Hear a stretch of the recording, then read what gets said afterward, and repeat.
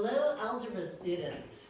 Okay, we are going to simplify these expressions. This is similar to what we were doing earlier, and we're going to use simple radical forms. So we don't want decimal approximations. What we're going to do is we're going to look for perfect square factors. So what perfect squares go in to the numbers under the radical? So 4, 9, 25, 36, and so on. So the very first one here, when I look at the square root of 24, I'm thinking I could think of 24 as 4 times 6. 4 is a perfect square, so I can write the square root of 4 as 2. So it's 2 times the square root of 6. And we usually don't need to show that little dot that means multiplication. You can check that you've done this correctly, because if you put into a calculator the square root of 24 and the square root of 2 root 6, you'll get the same decimal approximation.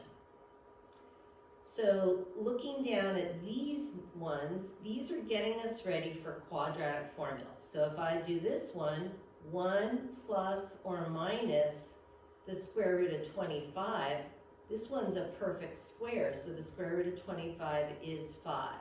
So now I'm going to write the two answers. 1 plus 5 is 6, and 1 minus 5 is -4. I'm going to post all the solutions to this page so you can check your answers and then email me or text me if you're not sure why an answer was written that way. The other thing we're doing with this sheet is looking at square root property, which means if x squared equals a, then x equals plus or minus the square root of a. So what that means is if I have something like x squared equals 25, and I take the square root of both sides, x equals plus or minus 5. And that makes sense because -5 times -5 would be 25, and 5 times 5 would be 25. We could do this, just another one.